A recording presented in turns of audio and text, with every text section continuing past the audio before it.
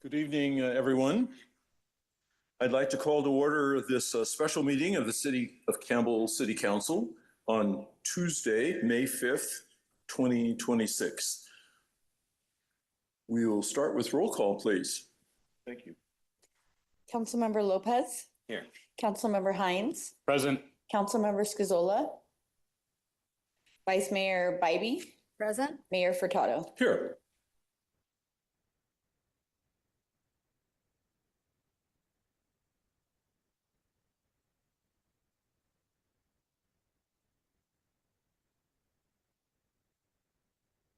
Seven, budget study session.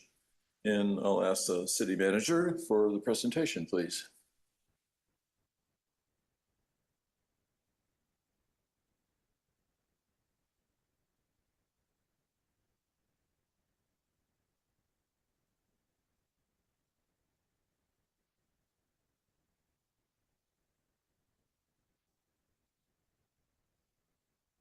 Sorry. Thank you, Mr. Mayor, members of the council. It's great to be here this evening, primarily to talk about the preliminary fiscal year 27 work plans, operating budget, capital improvement program. We've also done some revisions to performance measures and probably have some continued work in that area, or as we now are calling them, our service objectives. And tonight is really part of an ongoing process. You want to? No, he's got it, but it's easier for me to read here because that's small on that screen. But this is part of our iterative process as we develop the process. And as the council knows, we began this process back at the beginning of March. We sat down, talked about council priorities. And since that time, staff has worked on its work plans in furtherance of those priorities, and we'll present those this evening for council's input. And then as we do those work plans, we've also developed the operating budget that takes into account the resources necessary to achieve those work plans and those priorities. And then we'll go through the capital improvement program and, as I said, the service objectives that we've revised this year, and we'll continue to make some small tweaks to between now and budget adoption time. So the purpose of tonight is a study session. It's not to get formal action of the council, but we do want to incorporate your feedback and direction as it relates to the budget document. We also have updated the long-range forecast. And we will be presenting that long-range forecast on June 2nd based on tonight's feedback and the draft budget that we're presenting. And then lastly, the future steps of this process, as we talk about an iterative process, would be coming back on June 2nd for budget introduction. That's one more bite at the apple for any last-minute tweaks that we have or things that the council has asked for and that you don't see reflected. And then finally for June 16th for budget adoption. And we hope by the time we bring the budget adoption to you, we've got all the details worked out. But yet again, that's one more bite at the apple if there's something that we're missing. So tonight is just the first step of that process as we move forward. So as we developed our work plans for the last several years, we've tried to develop what we call a priority-based budget, which is taking the work plans that staff has and fitting them into these priorities that the council adopted. And I'm not going to read these priorities, but the priorities are color-coded for a reason, because as we color code them, it allows us to use similar colors for our work plans and budget items so we know what they're supporting and how they're correlated. And in the past, that's been helpful, so hopefully that will be helpful this evening as well. And then as we move into this, we want to start with presenting just a snippet of the work plans. We don't intend to go through each individual work plan. They are included in the budget document this evening as an attachment in great detail. But this evening, what we thought we would do is highlight the more significant work plans. That doesn't mean others aren't significant, and in no way is this intending to try to create any priority, but we really did make an effort to pull out what we thought was more important based on council feedback and the issues that we're working on. And we're going to highlight those this evening. And the way that we would do that is to have a sponsor from our senior leadership, our executive team, take on the presentation of these slides. Many of these work plan items will transcend a particular department, and they may affect several departments, or at least more than one. But tonight we'll have a sponsor that will sort of present that on behalf of our executive team. And we will go through each of the priorities in the order that you saw earlier. So to start this, we're covering the work plans under long-term land use planning and housing and sustainability. And I will turn it over to Community Development Director Rob Eastwood to present these slides. Great. Mayor Furtado, and all the council members, happy to be your lead-off matter tonight. I'll make this very brief, and I'm sure the council is very aware of the items on the screen. Top items in community development and long-term planning.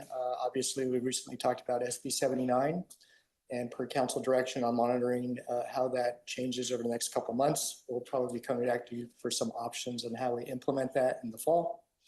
A very high ticket item with drastic land use changes in Campbell. Another item obviously is fresh in your mind, recent council meeting on how we implement the starter home ordinance and developing a demolition control ordinance under guidance from HCD. Two other items that are ongoing, council's well aware, we're preparing a citywide multimodal plan that will continue. Happy to report the project management for that. We're in the process of transitioning from CDD's environmental program specialists to public works. And my capable peer and public works director, Amy Olay, will oversee that effort. And last but not least, one of the top items in the recently adopted general plan was developing a Hamilton Avenue precise plan. That work does continue. It slowed down a bit recently as we've had some staffing challenges as we staff back up anticipated in the next couple months. We'll keep that on track. In the housing world, we'll be coming back to you in the fall. Happy to report our housing trust fund is starting to rebound in terms of funding, both in terms of fees coming in through commercial linkage fees, inclusionary housing fees, some grant funding you'll remember from the state. Those monies will start to build that fund, and we'll come back to you with rules, policies, and procedures, and actually how we spend that money out to help housing programs. And last but not least, you'll remember we use ARPA funds to do a variety of unhoused programs. One of them was to do that West Valley feasibility study. That is currently making its circulation through the other West Valley cities for receipt and adoption. We anticipate coming back to you on the next steps on developing a task force. I'm working with at least 4 of the 5 cities. I'm working together on how we implement shared unhoused programs. Finally, in sustainability, you're well aware, we've been working on a climate action plan. Your next council meeting, you'll see the draft climate action plan. Subject to your review and feedback, we'd come back to you ideally within the next 2 to 3 months for final adoption and then be on to implementation. With that, I'm going to tag in Amy Olay, Public Works Director, to pick up stormwater in the next slide. Thank you. Thank you. Thank you, Rob. Good evening, Mayor, members of City Council. So with the stormwater regulation implementation, because of the state's regional water quality board, it imposes some requirements for us that creates burdens for us financially too, right? These include a numeric target where we need to forces us to improve 2.5 acres by June 2027 to complete converting some pervious areas to impervious. I'm sorry, the other way around, impervious to pervious. And then the second thing is that this regulation lowers the thresholds of our projects. So meaning that, you know, the square footage of where certain areas are disturbed, then it requires additional stormwater requirements. And that goes for capital improvement projects as well as land development projects. So with that, we're looking at future moving forward that we'll need to add some of those additional funding to our project cost. The next slide talks about our city infrastructure.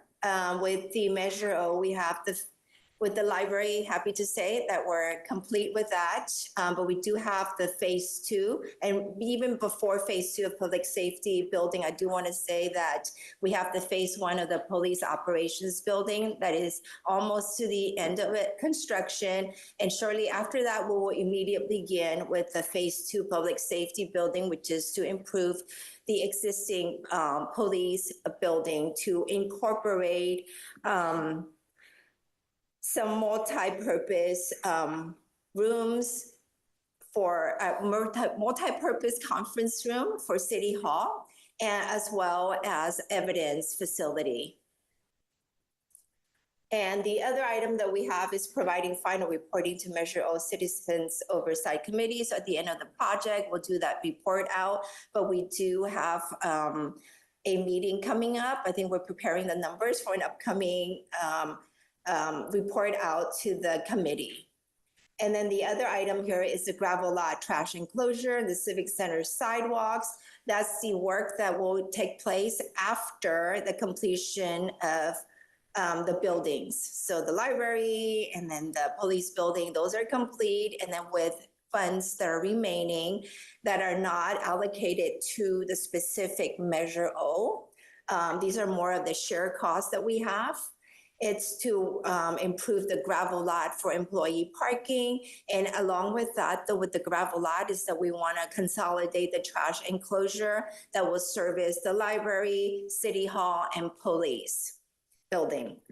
And then the other item with that is to look at the surrounding area for the sidewalks that are non-ADA compliant. And we want to go in there and improve those.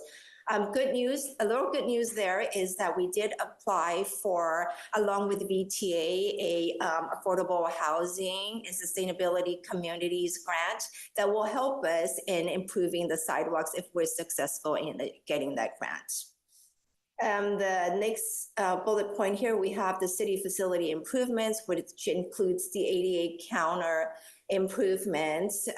We have awarded the first phase of that work, which includes the improvements to council chambers here, and then to the public counters for the city manager and the city clerk's office area.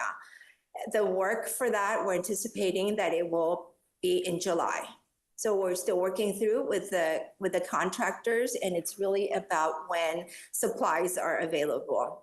But that's what we're targeting. And then phase 2 of that, which would be to improve the public counters for public works, community development, building, and finance, that will come after that. And we're looking to tap into a HUD grant that we had received through our previous representative. And with the City Hall roofing and HVAC improvements, that's something of a priority. And we had talked about that during the March study session. I had shared that of near-term improvements. With the City Hall roofing, that cost came to about $1.5 million. But for what we can accommodate within the current budget, we can only tap $500,000, which means that we're going to address those really immediate safety needs. And then the rest of those portions will budget that for next fiscal year. And then with the HVAC improvements, we need to change out our outdated control system to a newer system that we are able then to control and monitor. And that's included as part of the FY27 budget. And then we also talk about the community center pool. It's a pool that we all know we've been having to do a lot of fixes lately, repairs, a lot of leaks. Just recently, we had some issues with the boiler. Thank goodness we were able to address that. But that's definitely something that we need to start work on that. And we are working on putting an RFP together for design services. And then the adult center relocation, that's at the E-Wing. We already are working with the designer on the design of that project. And in this current, in the new proposed budget, we do need to ask to increase the budget, just because based on the design, we already brought it to the very bare basics. And it's higher than we had originally budgeted. So we're asking for an increase. So this relocation would allow us to relocate the front door to the adult center and then create classrooms and office space. And then also upgrading the existing external restroom to be ADA compliant, and then creating 2 more restrooms inside that are ADA compliant. With city asset management, there's a whole slew of deferred maintenance that we need to address. And from the study that was done a few years ago, looking at all the city assets, all the city buildings and facilities, we're looking at, probably close to $50 million. And then during the study session, we really focused on the needs of City Hall and Community Center. That's how we were able to address and prioritize the roofing projects, the HVAC, and then the community center pool. The next item there is the street maintenance for Hamilton resurfacing project. We talked a lot about this one, but I'm happy to report that work has started. Actually, some of the concrete work started in early April. So right now you might find some inconvenience as you drive through Hamilton. But we're trying to minimize it to the extent that we can. We will incorporate night work where it is feasible to do so. And the lane closure, we're trying to minimize that too, but we also need to understand, with pavement, we can only not close it so much, right? So because we want the work to go as smoothly as possible. So we do recognize that there will be some inconvenience. We're trying to put the information out on social media, and we have signs out there. So the work really will be from western end of the city, kind of moving easterly. And last but not least on this sheet is the sidewalk curb and gutter replacement item. This is an annual project that we have where we work on streets with sidewalks that are uplifted. So if it's uplifted less than, let's say, 1.5 inches, we can go in there and grind the sidewalk. But if it's more than that, then we have to do a repair and replacement. And the way we have it is that because this is a citywide program, we have the city broken out into 16 maintenance zones. So every fiscal year, we try to address 2 of the main maintenance zones.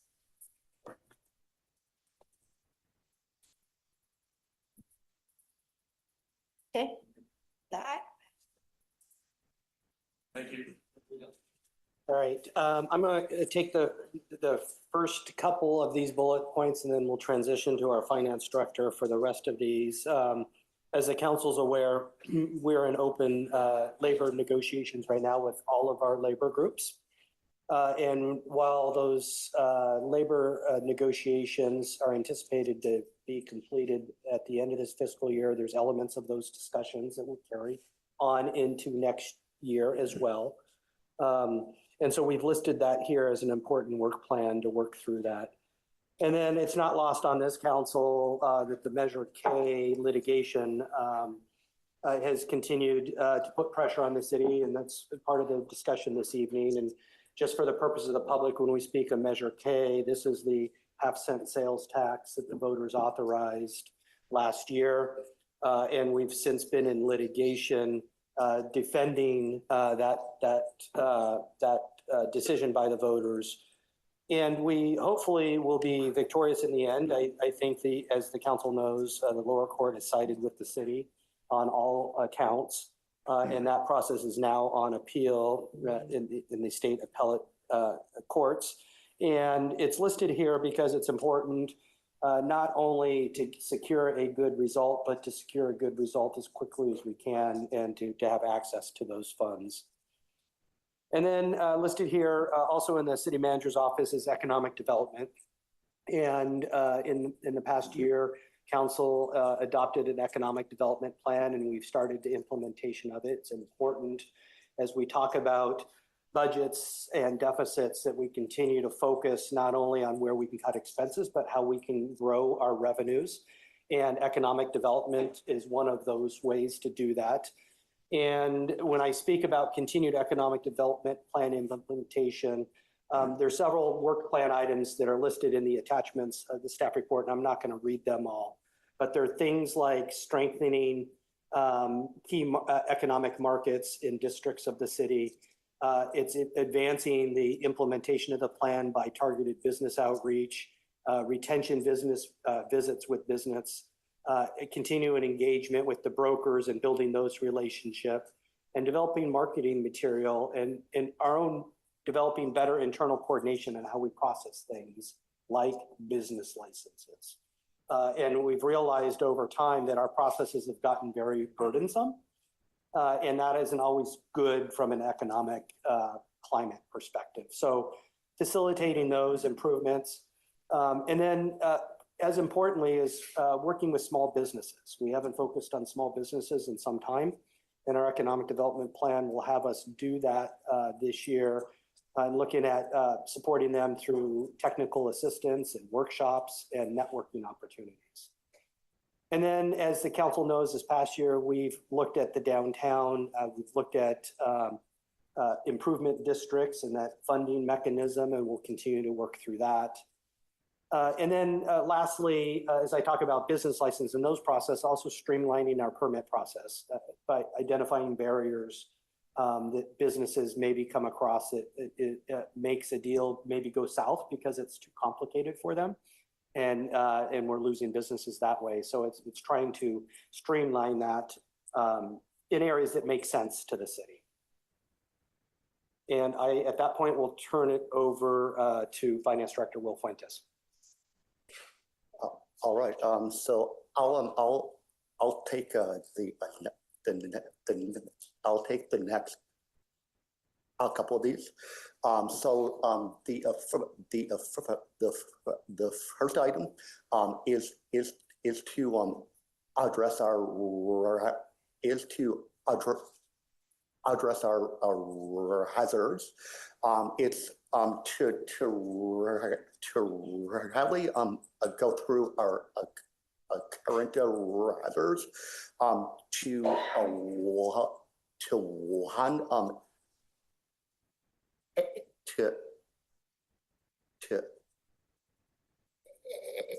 ensure they're clear, that the purposes are clear, that they aren't that they aren't redundant, and also that there are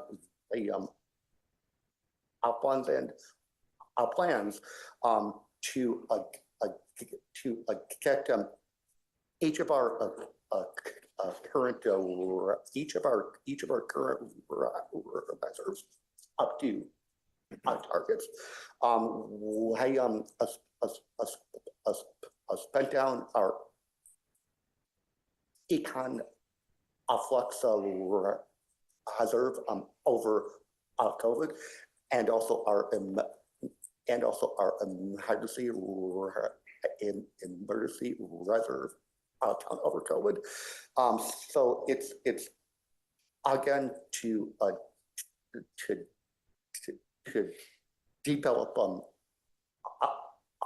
our plans so that we are able to get them up to our targets again.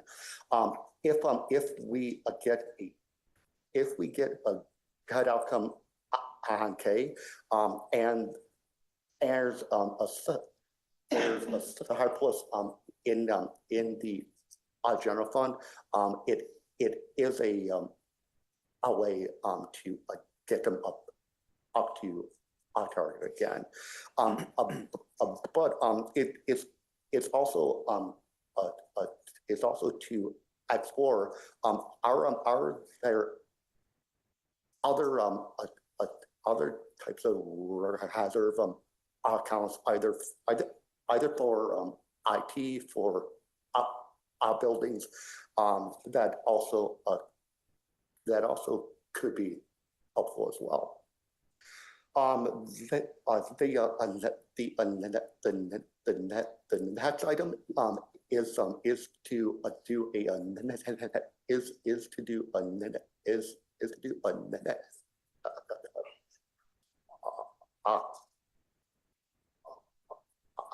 AIDS assessment for a new higher ERP program. It's the program for HR, for payroll, for accounting and AP, AR, and also the budget. Our current program is older. It has first put in a place in 03. So I hope a new program is able to improve our jobs, and also what are able to apply the public and the council, and also our own internal departments as well. And then item 3 is to do a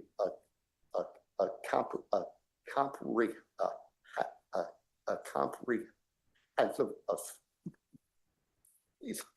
update, and each year I generally do a CPI adjustment, but also every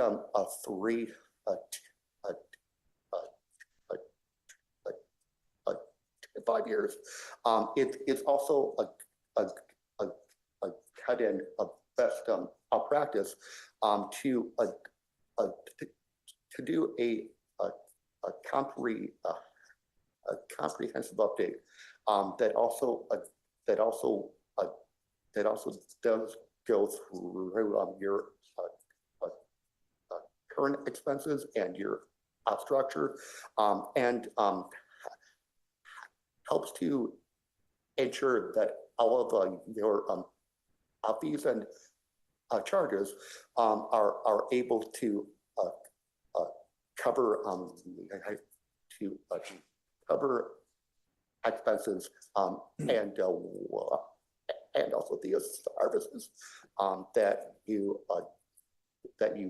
have out to the public. And the item number 4 is also to address our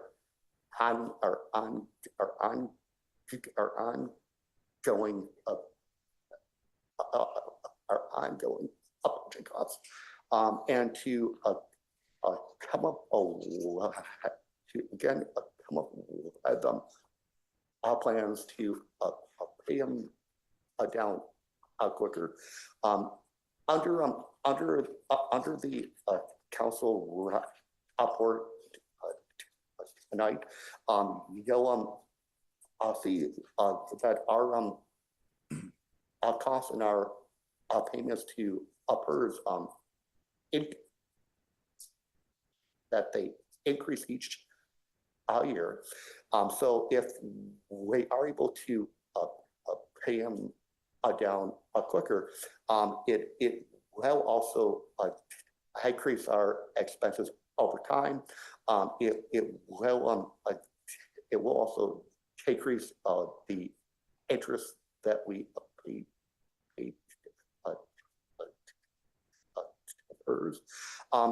but until we get extra funds, or until we get a good outcome on, okay, we aren't able to pay either any extra quicker, or also to address our pensions. So with the head of the act, I will go on to Natasha for the next. Good evening, Honorable Mayor, members of council. The last item on the financial stability work plans was an idea brought up during the priority setting session, and staff has included it for this next fiscal year. We've already done some groundwork to identify members of the community who are willing to kind of take this endeavor on, and feel very confident that in the next fiscal year, we'll be able to reestablish the Parks and Recreation Foundation as an alternative means to do some capital campaign or fundraising opportunities for programs and services or infrastructure. Thank you. All right, I'm going to cover these slides for public safety. Our chief couldn't make it quite yet this evening and got tied up. So I'll present the public safety. We've talked several times about using technology to make our public safety more efficient in what they do, and trying to use technology not just because it's a fun, cool new thing, but using technology to actually make the work safer, more efficient, and using technology that would improve those efficiencies. So we've talked about the real-time information center and public safety camera systems, and we're still completing that rollout of that into the next fiscal year. And ALPRs is a piece of that. And then in the past, we've talked about AI-assisted tools with report writing, and we're still exploring ways to further using AI to make our officers' time efficient and not as much time working on reports and more time out making the community safer. And then ongoing efforts to optimize our CAD and next generation 911 systems. We continue to work in those areas, all very important areas for public safety. And then also in the area of public safety, as we've talked in the past about retaining our employees and recruitment efforts, it seems like as fast as we can recruit, there's people that are leaving. And so we always seem to be in catch-up mode, and there will be, again, significant efforts on recruitment and retention within our public safety department. And then I will turn this last slide back over to Amy to talk about Safe Streets. Thank you. On the education and encouragement, that's an annual grant that we get through a Measure B for education and encouragement, which is to encourage safe biking and walking. And traditionally, we've been targeting more of the school-age children. But going forward, starting this year, we're thinking that we need to really look at it more citywide, right? For all ages.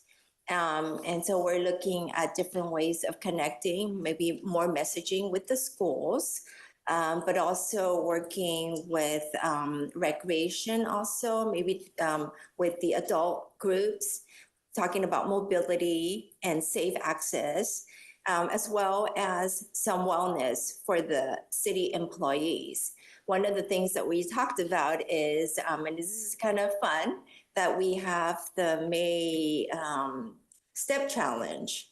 And one of the things we want to do is piggyback on that and have a what we're calling Campbell walks. So it's for city employees, like during lunchtime on one day a week, go out and explore, but we all walk together as a group, and it creates that networking as well, but it's also creating the new, more healthy habits of not just sitting at your desk, but having the opportunity to walk. And so that's something that we want to do, but I also want to emphasize that through that program, we've been able to get the safe walking routes, the maps that's funded through this program. And so we still have those, but we're just trying to expand it a little bit more. And then with the comprehensive traffic safety action plan, that's a grant that we got from Safe Streets for All program. It's a federal grant. And we are starting to put together and really coming up with different ways of seeking consultant services on how we can develop this safety action plan. But we also recognize that we have the city multimodal plan, that we want to leverage a lot of the outreach, a lot of the data that we've gathered from the multimodal and include it as part of the safety action plan. And once we complete this, it really opens up opportunities for us to be eligible for Safe Streets for All grants. Thank you.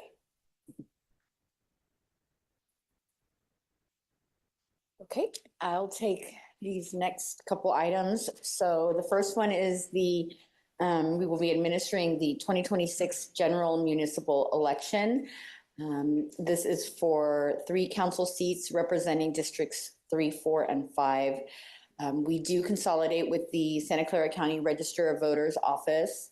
So we'll be coordinating with them to ensure compliance with state election laws and deadlines. Key responsibilities of that would involve the candidate nomination process, public notices, and then any voter outreach. And then part of that, we will be updating and maintaining the city's election webpage. We'll be using this as a central hub for voters and candidates, providing information on district boundaries, candidate filings, key deadlines, and how to participate. We'll be updating those with regular updates to ensure accuracy and accessibility. And then the next item is the records retention schedule and a records management needs assessment. So this coming year, we anticipate completing this work plan item. It's been a multi-year work plan item, so we will complete the updates to the city's records retention schedule. And this will ensure alignment with current legal requirements as well as operational needs. This would involve reviewing existing record categories, retention timelines, and then compliance with state guidelines. We will be conducting a comprehensive records management needs assessment across all departments for that as well. And the goal is to identify gaps, improve consistency, and then evaluate opportunities for digitization and more efficient storage solutions. This will, in the end, reduce risk, improve staff efficiency by ensuring records are properly maintained. They'll be more accessible and then securely disposed of when appropriate. All right, we're quickly, or not so quickly, coming to the close of this. I'm sorry and appreciate your patience letting us get through these. The last couple items are in the city manager's department, and they're related to human resources and IT, both of which are in there. And as we have our esteemed attorney here, and we've been fortunate to have his services in the city for so many years, he has announced that he will be retiring at the end of this calendar year, if it doesn't change his mind. But in the meantime, we are pursuing a recruitment process for his replacement. And that is a significant effort because there's a significant amount of work that comes out of the city attorney's office and the importance of that, selecting the right candidate for that position. And then in the HR realm, also mandatory technical training and career-oriented employee trainings. We have not done well as an organization in the past with trainings for our employees, internal trainings. And we're trying to improve that with use of technology. It's gotten a lot more efficient for us to provide our own trainings versus look at more regional trainings using our expertise and some of the consultants, Liebert, Cassidy, and Whitmore, one of the law firms that helps us provide some of the technical trainings with regard to HR. But we also find with state law continuing to change every year, it only adds more burdens to us for training. The council has experienced some of that and some of the mandatory training that's required of council members as well.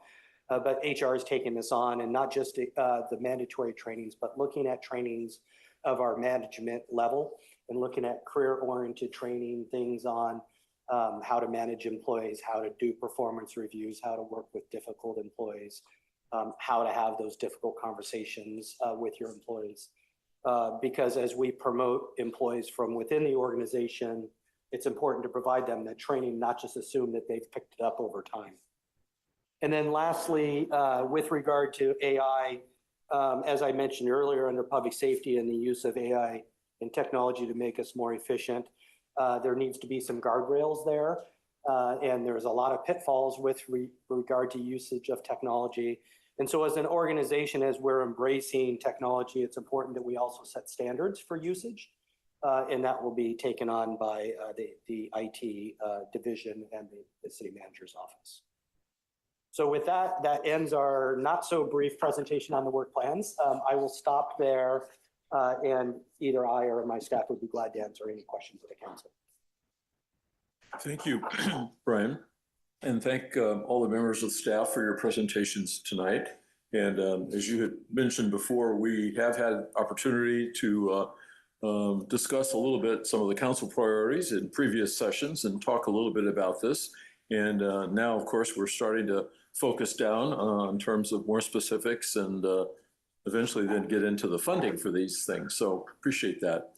Maybe I think first, before we take questions from council, I'm going to ask for public comment. If any members of the public would like to speak this evening on tonight's topic, I invite you to come forward. You can fill out a card if you like, or just catch my attention and we'll call on you. But I'm going to do the cards first. So Ruth Silver Table, please.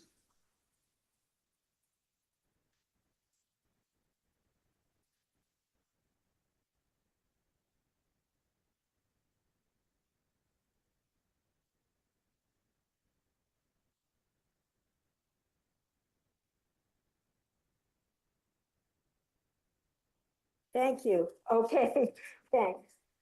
Yes, good late afternoon or evening, council. I'm here in support of continuing study and eventual adoption of a wage theft ordinance that's called the Responsible Construction Ordinance. Construction workers are such that wage theft is very prevalent. And the reason is because they have very complex subcontracting chains that often hide unlawful labor practices. It's estimated that 1 in 5 construction workers experience wage theft. I coordinate a wage theft coalition. I also am the supervising attorney of the workers' rights practice at Santa Clara University School of Law at the Alexander Community Law Center. And I'm the supervising attorney of the OLSC legal advice line. So I talk to workers every day who either call our line or come to our clinic. And we see a lot of construction workers who are victims of wage theft. And as you know, wage theft has many forms. And in particular, the common forms are misclassification, no overtime, unlawful deductions, and we see under the table work too in the industry, in the construction industry. And we have advocated our coalition, the Wage Theft Coalition, plus the building trades and working partnerships for a responsible construction ordinance. And we have had it enacted and passed in San Jose, Milpitas, Mountain View, and Sunnyvale, and we're now coming to the city of Campbell. And it's complaint driven. So hopefully it isn't a lot of work for you. It is not a lot of work for you. And we're hoping that you enact it. Thank you. Thank you. And I'd like to also call on Louise Outerholm. Please. I push it, it's not working, okay. Great, thank you. Evening, Mayor, council members. Louise Auerhahn, Director of Economic and Workforce Policy at Working Partnerships USA. And I'm here to speak on the same issue. We want to thank you for including in your adopted priorities to get more information on wage theft and responsible construction ordinance. And want to urge you to continue moving forward with that, with studying it and moving towards being able to draft and adopt a responsible construction ordinance for Campbell. And construction can offer hardworking, skilled people some really excellent lifelong careers. I'm a huge advocate for those. I run a program that helps people get into union construction apprenticeships. My own wife is in construction. It can be a great opportunity, but there's also a dark side, and I see that too, because construction in the South Bay especially is a two-tier industry. Wage theft is alarmingly widespread, and the victims are disproportionately vulnerable immigrant and BIPOC workers. And so that's what responsible construction ordinance is designed to help. Even when workers have wage theft against them, they go through this whole really intimidating 2 or 3 year state process to file a claim, to get a hearing, to have appeals, and they get a judgment that says your wages were stolen, they're owed back to you. Most workers never get to collect on that judgment. Responsible construction ordinance is a modest step, but it gives them an additional tool to collect if they've already gotten that judgment that says that wages are owed to them. And so that's what we're asking you to look into, to look at the models that these other cities have adopted and really, move forward with this tool that can help empower workers and create a level playing field for the majority of construction contractors, because the majority are responsible. They don't steal wages, they treat their workers well, and we want them to have a level playing field and be able to do business here and everywhere. So I hope you'll continue and move forward. Thank you. Thank you. I might add, just by way of information, that our city manager and city staff did prepare an initial report to the city council, sort of a comprehensive report for us to review, outlining the provisions and what is included in a potential responsible construction plan. So I just want to add to your comment that we have received that as well, and we'll be looking at all these documents as well as reviewing your own comments. So thank you. Susan Landry. Honorable Mayor and Council, sorry I was late. I didn't fill a card out. I'm here to talk about the community center and City Hall. We're doing a lot about housing. We're doing a lot about multimodal transportation, climate action plans, stormwater management, water conservation, and we really need to be focusing on City Hall and the community center. The Parks Master Plan identified a lot of people are very concerned about the either lack of services or poor quality of buildings. I forget how many tens of millions of dollars in maintenance are on the books. Amy talked about the, I forgot what she called it, the inventory, the facility inventory. And I really would like you guys to start considering focusing on a master plan for the community center and for City Hall. If you look at where we are with police and library, it took, 8 years to get to where you are. It started out by even just designating a project manager. That takes time, writing proposals. And I really was hoping you guys would look at support staff to help get a community center master plan going because of how many years this is going to take. And if you have tens of millions in maintenance for a building, it's about time to start looking at a master plan. And things like water conservation and stormwater management, that's a big thing out of the community center. There's a lot of lawn that you got to replace or do something with. You maybe put buildings in there or the orchard that I've mentioned in the past. We're looking at a new pool. What other facilities out there could be improved? And if we're looking at our housing at a minimum of a 10% increase in the housing element, and if you look at SB 79 of maybe another 40,000 people, we need to be focusing on the recreational aspects of things, not to mention City Hall, and we're overflowing out here. We need improvements here too. Thank you. Thank you. Would anyone else like to address Steve?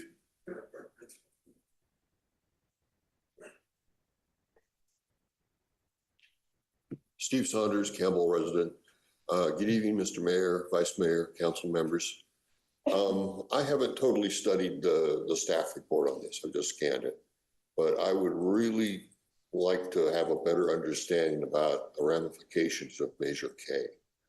As I see it, there's kind of three outcomes. One, it's decided in our favor quickly. The money that's been banked up can be made available. Two, we prevail in the end, but it's 2028, or things just don't happen the way we want them to. And I was really interested in discussion about kind of what the priorities are. Certainly in the latter two circumstances, that affects the next budget quite a bit. The money that we planned on having, that we all voted to have, isn't there. In the first case, where I don't want to call it a windfall, but the funds are released to us, are we going to just spend them? We're going to put them back into the reserves. In other words, it's kind of like the shape and flavor of what's happening around Measure K, our strategies, if we go forward and win soon, win a long time, or we lose. I can't really get it nailed down much more than that. Thank you. Thank you. Yes, we're hoping that that measure does get resolved through the court system soon. And there's been some very preliminary discussions, but no organized discussion just yet on how we might possibly spend it. We don't want to sort of make plans ahead of what could or could not happen. So there are several ideas, but it is a general source of funds. We have the flexibility for spending it for a number of city needs and things. And I'm sure we will have future discussions. I certainly anticipate that on our ability to gradually start utilizing that money when it becomes available. Thank you. Are there any other public comments? Seeing none, and there's no one online. Okay, good. So I will close that portion and now, return to the council. And I guess, first of all, we'll ask if the members of the council have questions they'd like to ask based on the report that was given so far.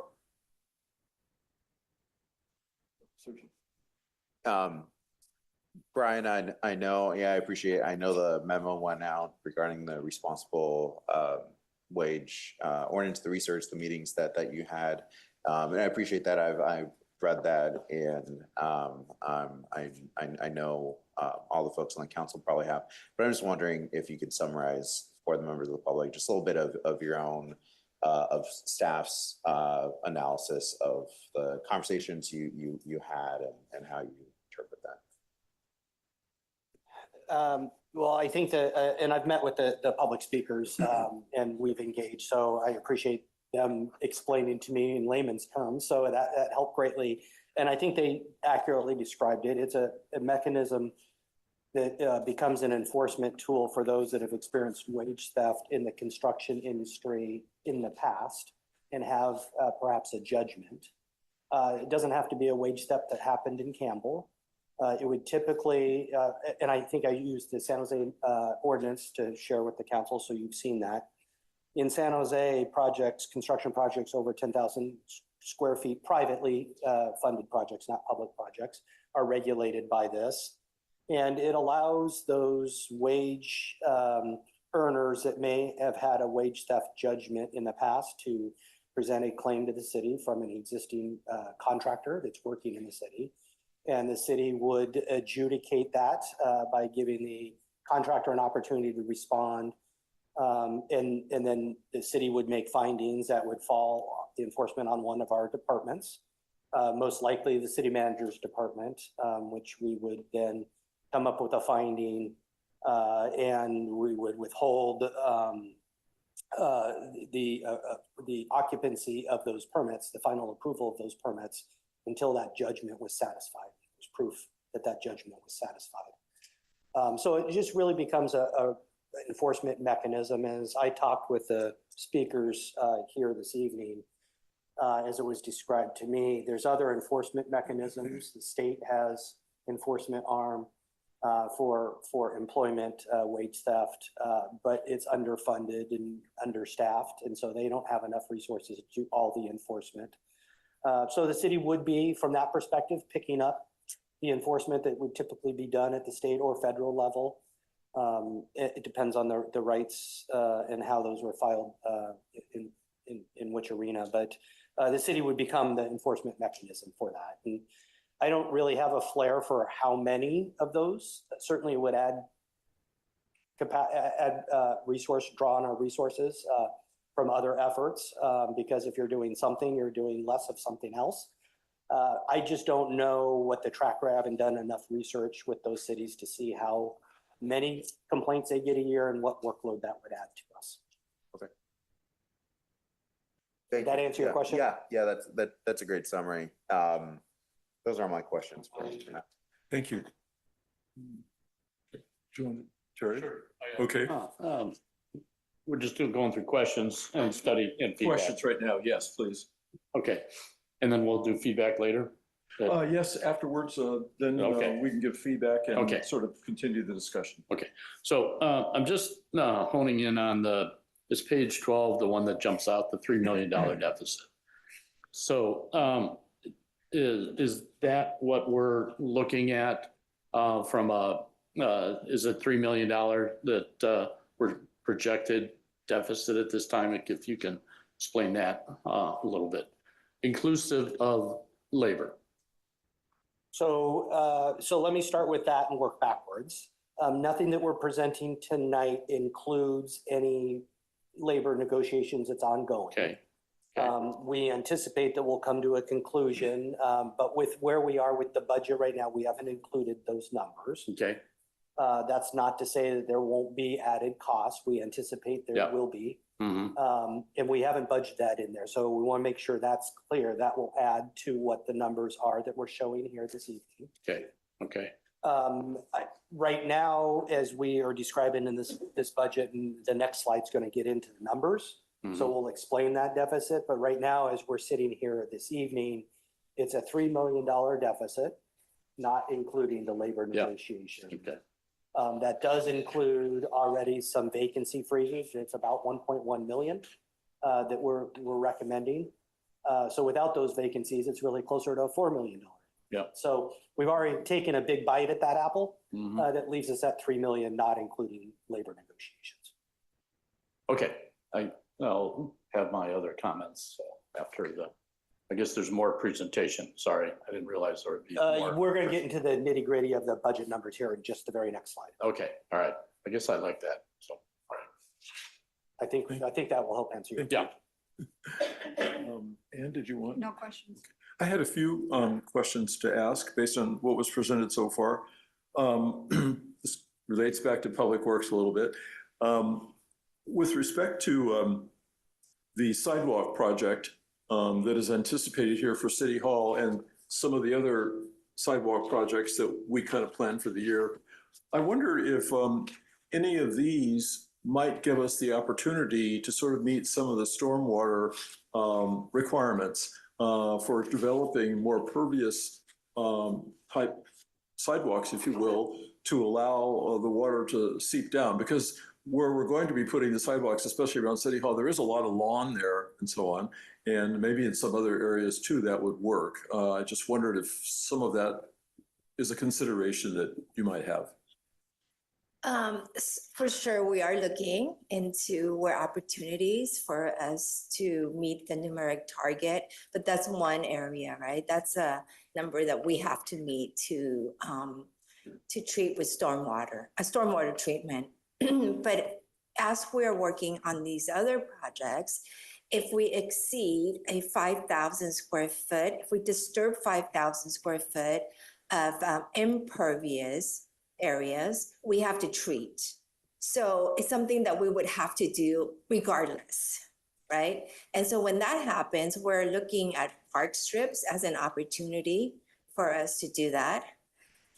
Instead of carving out extra land to put in stormwater treatment. So we are looking at those for sure. And as private developments, as their projects require stormwater treatment, we're also looking at opportunities perhaps for certain areas on sidewalks where we have attached sidewalk, meaning that there isn't a park strip, that we would introduce a park strip. Which raises another question for me, which may overlap a little bit with planning.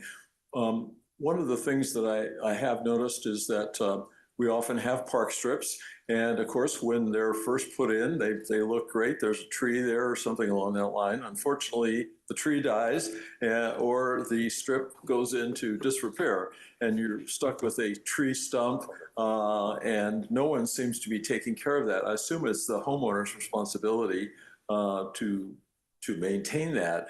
I just wondered if you feel that we need, well, I feel we need a stronger sort of enforcement, stronger rules for if we're going to require park strips, then we should spell out some criteria for maintenance, it seems. And I just wondered if that might be a consideration that you and planning might work together on, maybe to improve if you think some improvement in the law or regulation is necessary for it. It'd be very helpful. So if I understand your question correctly, the trees that are on the park strips, those are public trees. So that would be the responsibility of the city. And we have our arborist that goes out and assess trees that whether they need to stay or whether they cannot stay. And then if it so happens if the property owner cuts down that tree, then hopefully we get notified and then we'll need to come out and remove whatever stump that there is. But if it's on the park strip, that's really is the maintenance responsibility of the city. Okay, all right, thank you. Thanks.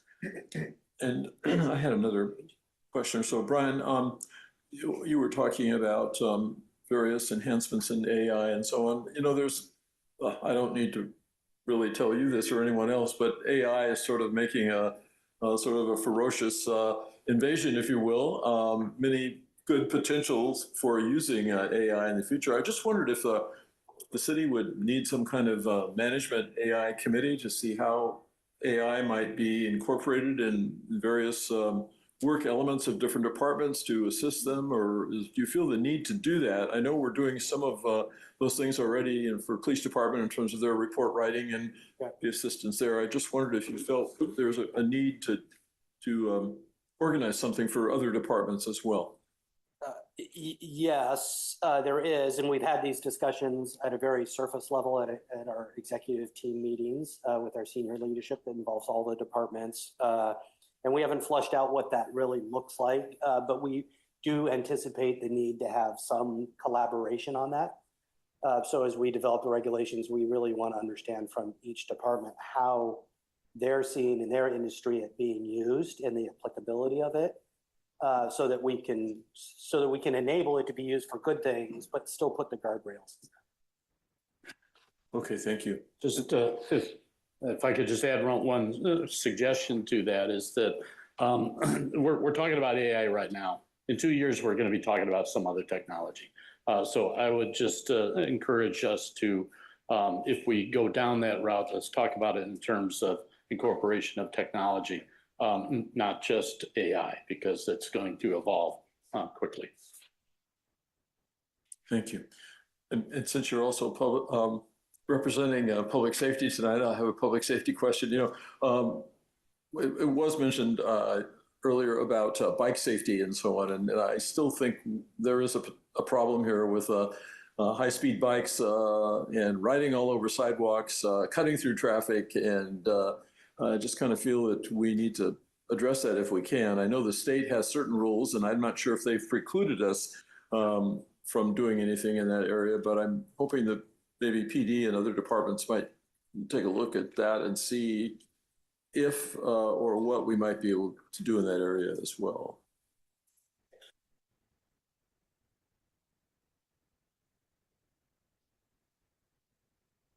And we'll flush that out a little bit.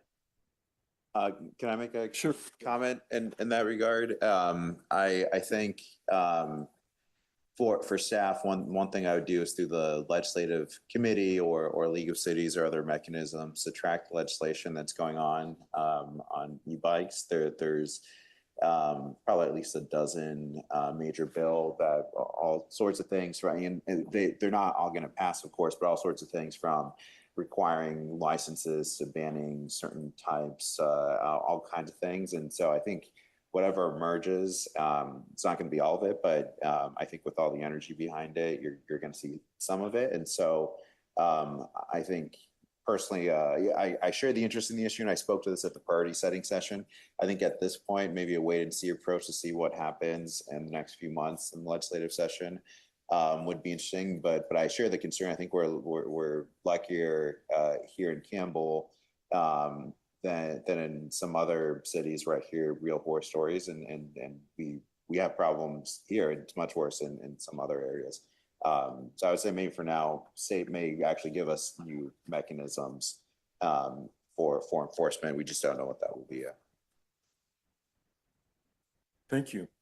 If that's all of this section, and you have some additional materials to present, so I guess we should go ahead with that right now. Thank you. The next slide, we're going to talk just more specifically about the numbers, which was the question we got. So we're going to try to move through this quickly. I know we're short on time, but we're certainly able to answer any additional questions. So our finance director, Will Fuentes, is going to cover this slide for us. Yes, and I won't, I'll take long. But if you go into the full council, the full council report, you will also see all of the details. Up on the screen are the preliminary FY 20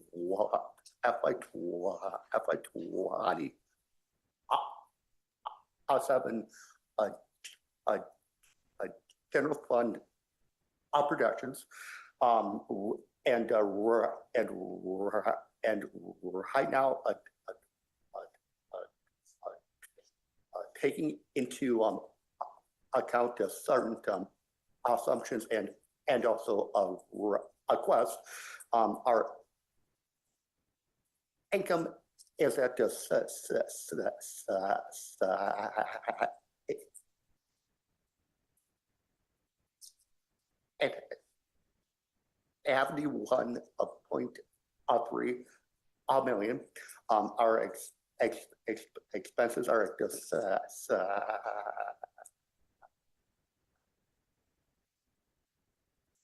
74.3 million, and it again it has also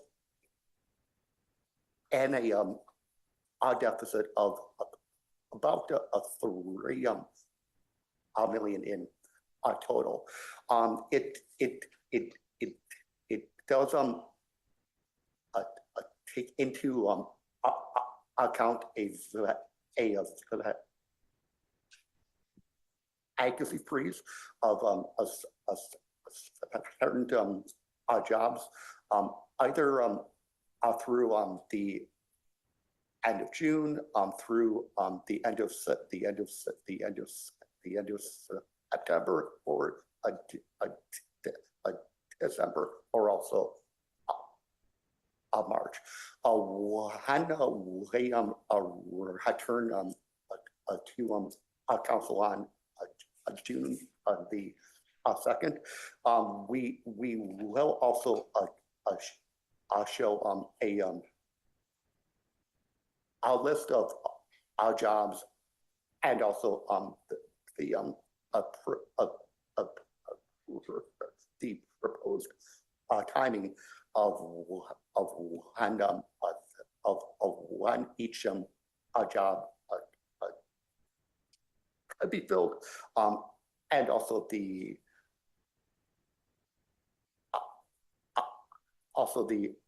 costing of them, and also what we project to save in those jobs as well. Also included are one-time and recurring requests. They're shown under attachment 4 and 5, and also some a small personnel adjustments, either to upgrade job titles, or also to take a certain jobs from part-time to full-time. There's also an increases to the CI the CIPR projects, and also what fund in both the AD funds and also in our IT fund. And again, what's not currently included in the numbers is COLAs, also any adjustments for healthcare, and also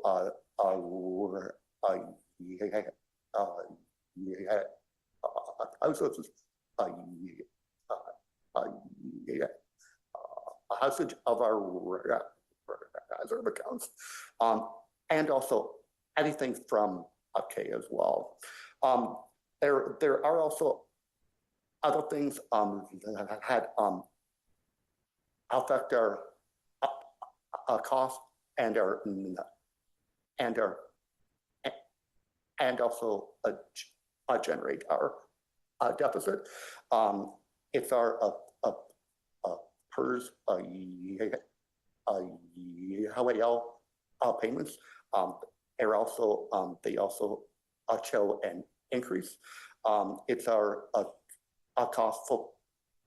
cost for insurance, and also our costs under our contract to the county for fire.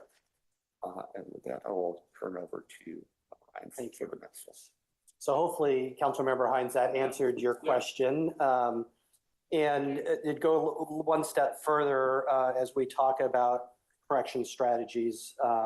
These are our recommendations for council consideration. It doesn't mean that this is the route that we have to go, but our suggestion is that we use some of the general fund reserves in the amount of 2.99 million now to cover that deficit from a strategy perspective.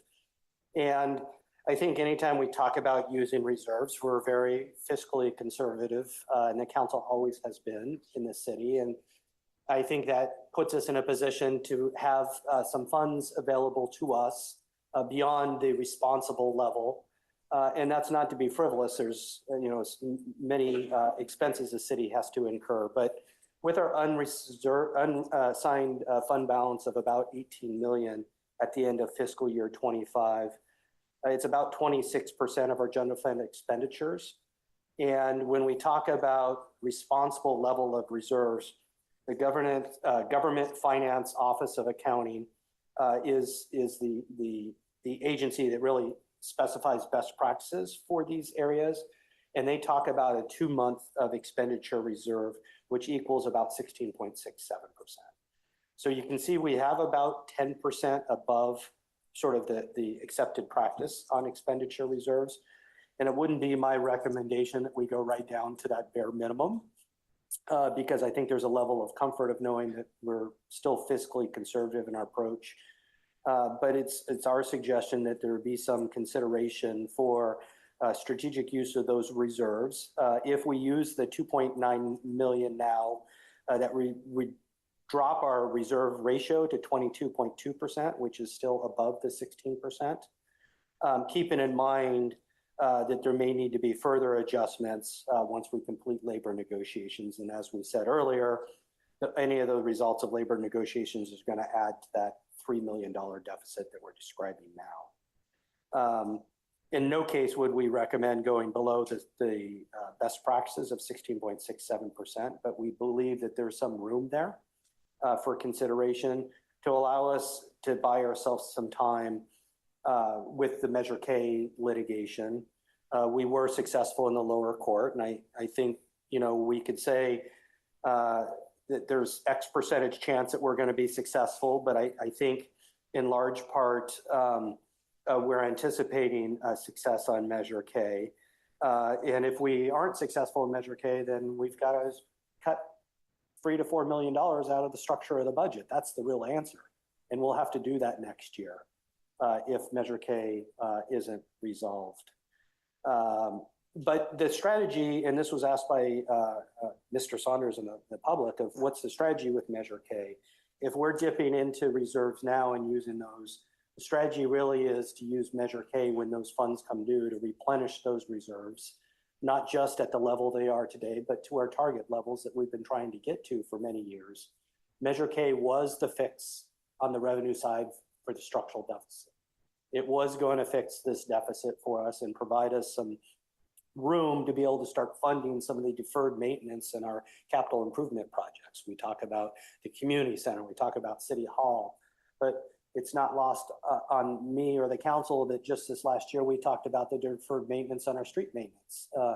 And to fund that would be about $12 million. So to try to create a fund, the Measure K would be used to backfill the usage of reserves today.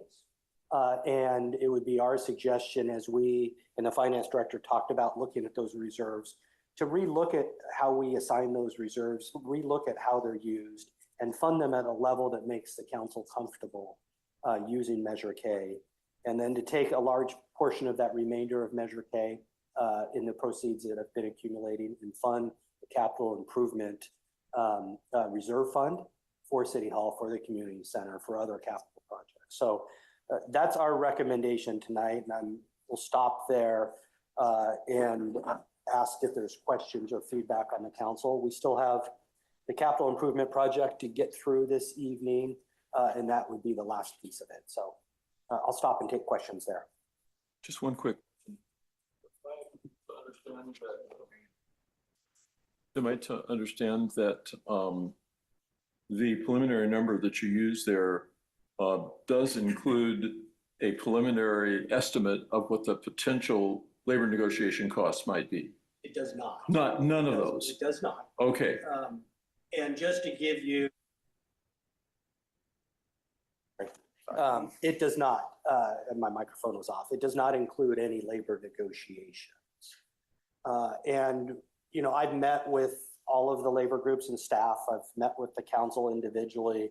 And this is just my story. It doesn't mean this is what we plan on doing, but just to give you an order of magnitude, a cost of living increase in the range of about 2.5% to 3% would cost the city about $1 million looking forward.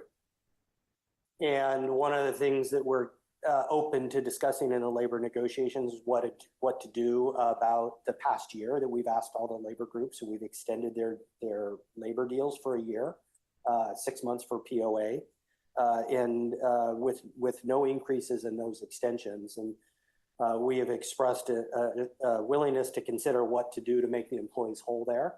And if we look at a reasonable cost of living, if that were consideration, that would add another $1 million to those numbers. So what's being described to you as $3 million now can quickly come to a $5 million number in the total deficit with just those small changes in the labor negotiations.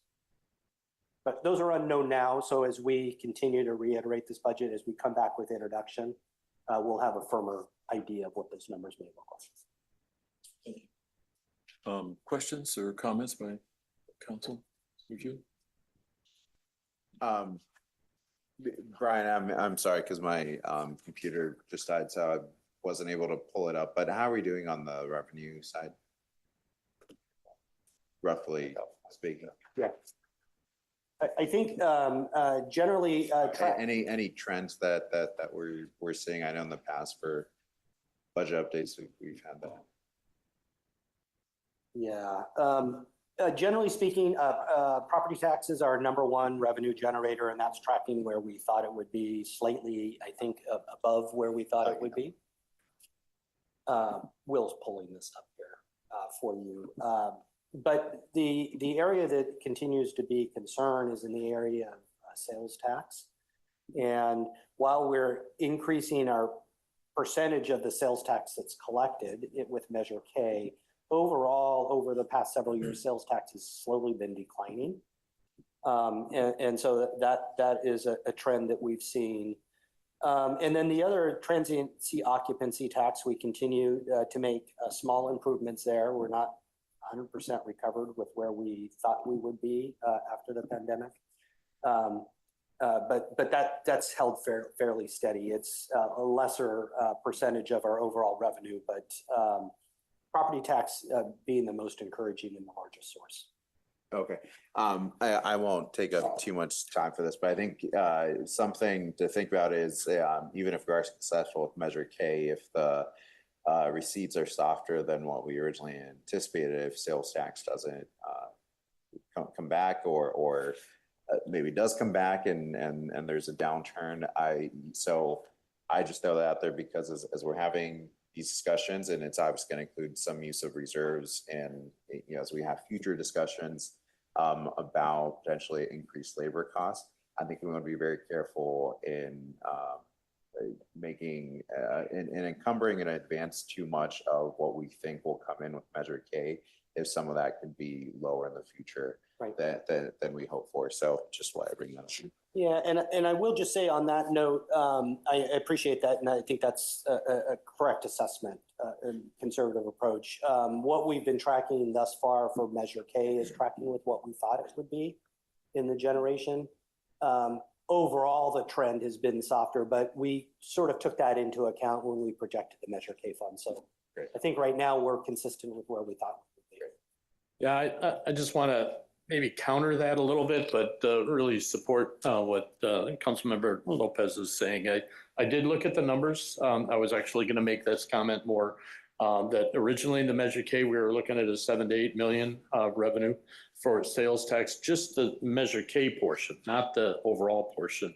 The numbers that I saw through April, it's trending more in the 6 to 7 million. So you can look at that, but that's what I've seen. So just it's a softening of that sales tax at a pretty good clip. So I'll make more comments associated around that, but I too share that great concern about that. So.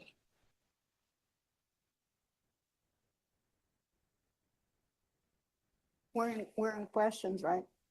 We're in. Is this questions? I don't have any questions. If this. I'll hold my comment till the final presentation, comments till final. Okay, so I think we should go ahead then. The next slide's capital improvement program, and I think Narit Bong is going to present this along. Amy, are you going to help with this as well?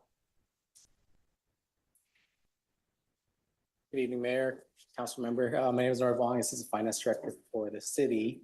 I'll be brief for the sake of time, but I'll be presenting to you the 5-year CIP, which encompasses a 5-year period beginning fiscal year 27 through fiscal year 31. Our total CIP capital improvement program is $75 million. Again, that encompasses 5 years. It includes 77 projects. And in total, we have $4 million of new projects that we're proposing for inclusion in the CIP. The majority of those projects actually belong to fiscal year 31, which is the 5th year of our program. And then we have roughly $70 million of existing projects already.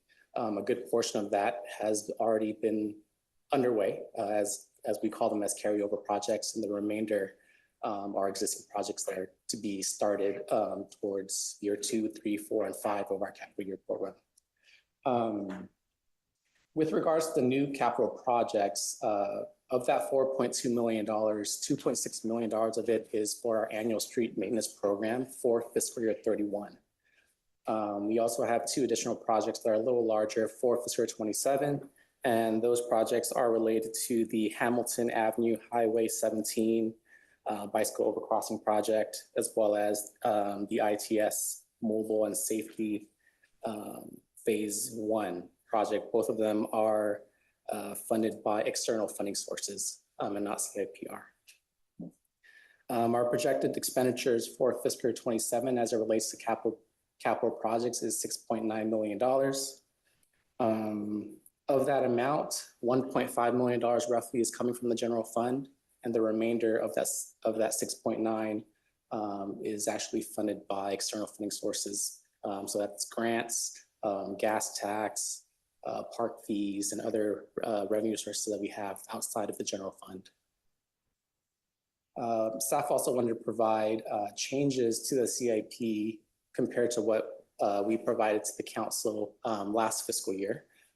That's going to include increases to various projects as well as timing changes, whether we move a project forward or deferred it a year out.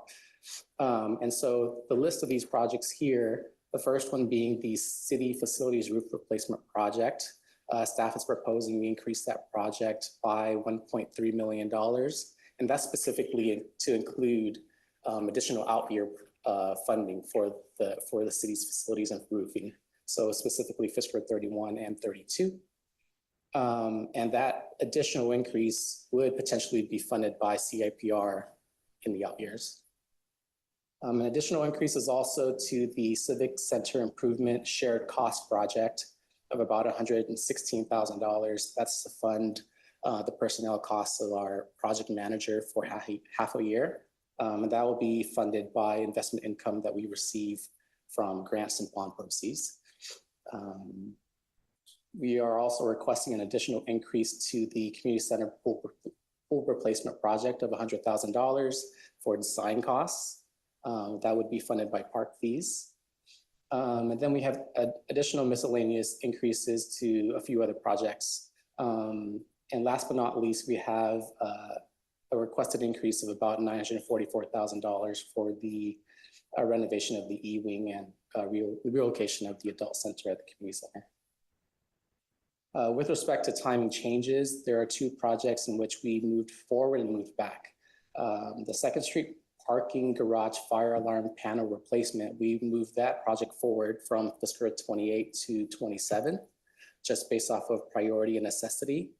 And to offset that cost of fiscal 27, we're moving the community center parking lot overcoat seal and striping project to 28, so there will be a net zero effect to fiscal 27. And this last bullet point that I have on the slide is related to our list of unfunded projects. We have a long list of deferred maintenance and unfunded projects the staff has identified, and it continues to increase year over year. This amount for this year is $147 million. Last year was roughly $120 million. A good portion of that, 147, is deferred street maintenance, but there are many other things related to building and other infrastructure needs that staff has identified, and that's also part of the packet. And it's something that I wanted to share with council, as well as it's something that we've noted as items that have certain levels of priority, and it continues to increase. And with that, I have to answer any questions I have. Thank you. Any questions for Nordy?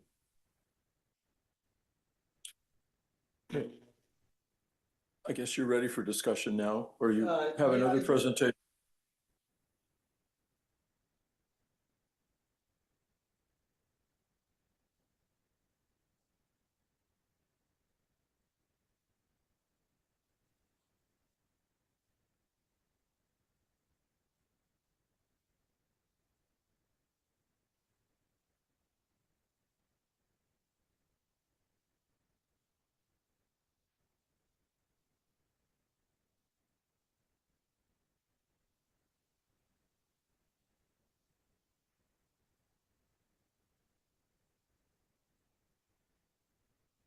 Sure, thank you. We probably should just go ahead and incorporate comments by members of the council. So, do you want to start? Sure. Sure, I can. Sorry, it's I got a few, I got a few in here. First of all, to summarize it, I really, as I reiterated, I do see a softening of sales tax.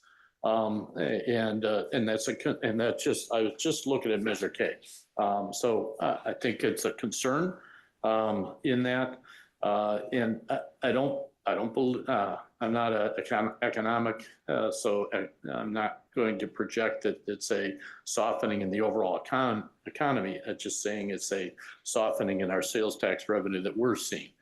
And I think if we pull from revenue to offset that, we're setting really a precedence and a path and expectations for the what we're using that for. So that it becomes, if we run into a problem, we have to stop it. It's difficult to stop a project once you've got the momentum going. So I'm concerned about pulling. I'd really like to see a limit of the reserves to pulling from the reserves. I understand the room that we have, and I acknowledge the room that we have, but I'd really like to see it limited to 2 million, inclusive of the labor solutions that we've been talking about. So that's obviously a significant reduction in the budget to be able to handle it.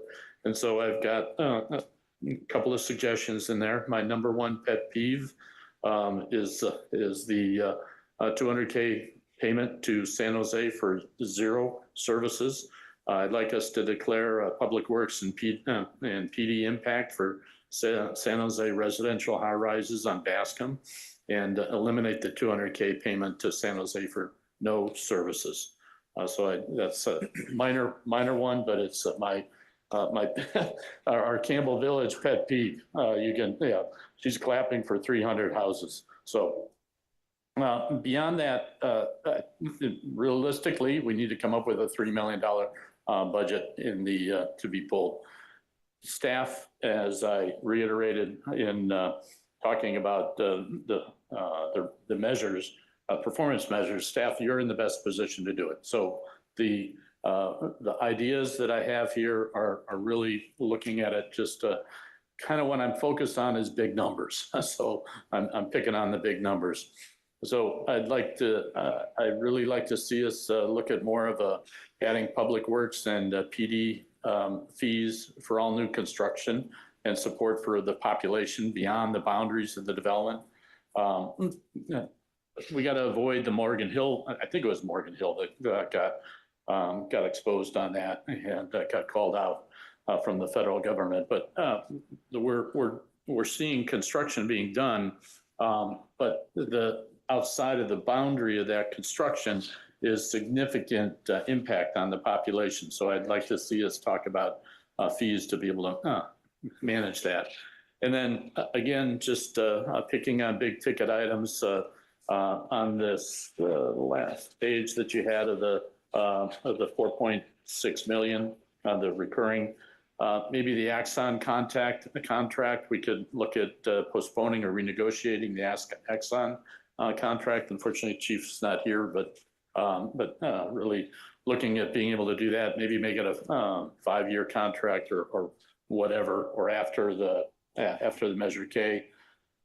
The lighting LLD, that's a big drain. I think that should be self-funded, and we should pull funds supporting that accordingly. And then the CIPR set aside, maybe hold that until after Measure K funding is in there. But I didn't see specifically in there any talk of the Campbell Veterans Memorial funding. They're only asking for 20K.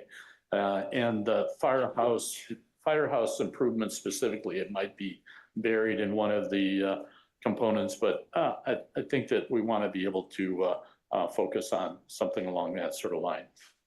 So the last comment on the measures, I know we're going to talk about it later, but I think you've done some great work on my love of quantitative and qualitative measures in there. So thank you.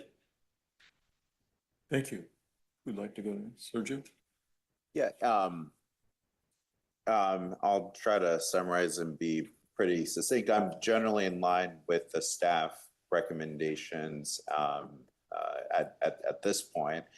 I think it's going to be necessary to draw upon some use of reserves.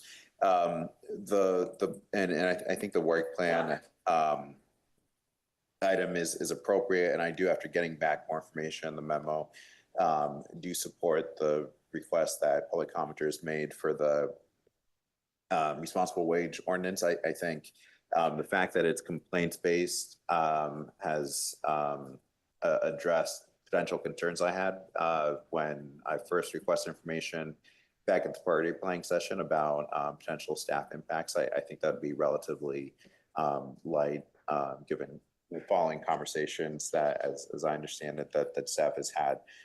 So I'm interested in looking at that, whether that's part of this year's work plan or a future one, continue to incorporate that and building on that work. The main thing that I thought was missing from the conversation, one of the reasons why I brought up revenues, is the other piece that I don't think we're thinking as much about is what we can do locally to grow revenues. And most of the strategies I think that we currently have under economic development, all of which I support, I think are good strategies, but are really, I think, at supporting and growing kind of our existing businesses. And I think we need to go back to some of the ideas that were in the economic development strategy that was developed around growing, incubating, attracting potentially new businesses, mid-sized to larger businesses. And so my recommendation, I don't think we have to have all those strategies figured out at this point. I think what is there in terms of economic development makes sense now. But I would welcome new ideas, whether from the city manager's office or economic development manager or others, particularly as we come back in the new year for more ideas and may require more resources to be put in so that we can grow the pie and not just keep carving up or having keeping what we have. So that would be the major one. Just because as I look at the trend lines underlying everything from insurance costs to fire costs to pension costs, all these things are outside of our control. It's very clear to me that as we look to the medium to long term, those things are going to continue to grow, continue to be outside of our control. And so we can't have this cycle where we keep just scrambling to find new revenue, because it's going to be drawn down pretty quickly from those costs. And so I think we have to look at what we can do to plan now to grow the revenue that we have. So that's mostly what I would add to the staff recommendation. Thank you. Yeah. So I'll begin with the work plans as presented. I generally support those as presented. I wouldn't support a new work plan for the wage ordinance, largely in part because I believe that we don't have the necessary resources at this point in time to be able to support that work plan. I don't think it's fiscally prudent to take on a new work plan when the funding for that is uncertain today and uncertain, for the next year. Maybe in a future budget, it might be a better alignment. For me, the priorities, number one priority is our employee MOUs and our staffing levels. It really concerns me that we continue to develop a budget based on large amount of employee vacancies. And it's challenging because it affects the day-to-day work that our staff is doing. And we have many priorities in place, multimodal, Hamilton Precise, climate action, housing, state mandates, our economic development plan, and now our demolition control ordinances. Excuse me. So I think it's we're challenged to meet those objectives now with the resources that we have, or I should say the current uncertainty of resources. So I think it's we need to be cautious about taking on new work plans when we don't really have the funding source to sustain that. And if we're gonna take on new work plans, then we need to address a trade-off. What are we gonna ask staff to give up in order to implement a new work plan? So I don't support that. I do support their staff recommendation to use their reserves. I think the $3 million is, although I don't necessarily like it, I don't think there's a way to get around balancing our budget without the use of those reserves. And I believe also it would support additional use of resources once we determine what our staffing and our employee MOUs are going to turn out to be, because those are in process at the moment. And I think that's pretty much the gist of my comments. Thank you. Thank you. I think all the comments by colleagues in the council are very helpful and very important. I do think that we need to do a little more planning, I think, for the labor negotiations in a general way, and sort of put somewhat of a fix on that in terms of what we're willing to sort of fund during this next year, and kind of make sure that we kind of stay within that, because I don't think that the Measure K funds are going to be available that quickly to us. And so we're going to have to figure out exactly how much more we could possibly utilize from reserves, or what other source we might use, or although I would like to refill some of our permanent vacancies, I don't see how we're going to be able to fund all that and still sort of to achieve successful labor negotiations with our current staff. So I'd like to see a few more options available to us, and how we might do that. But keeping in mind that we should sort of keep in mind a sort of a somewhat fixed amount of what's available under the overall labor plans, and kind of guide what we're able to negotiate based on that. Those are my thoughts. So those are the only thoughts that I have at this time. Do you like any further feedback from us or anything of that?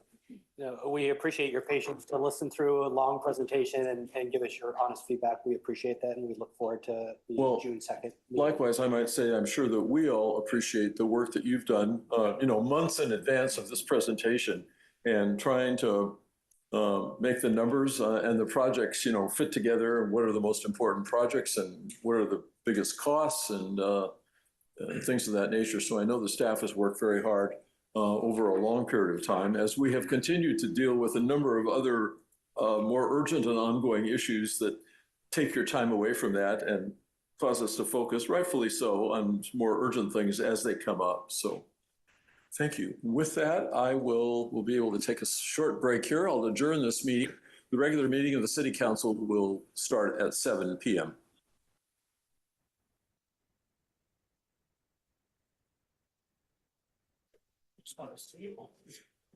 Why does that keep doing that? I think it's a matter of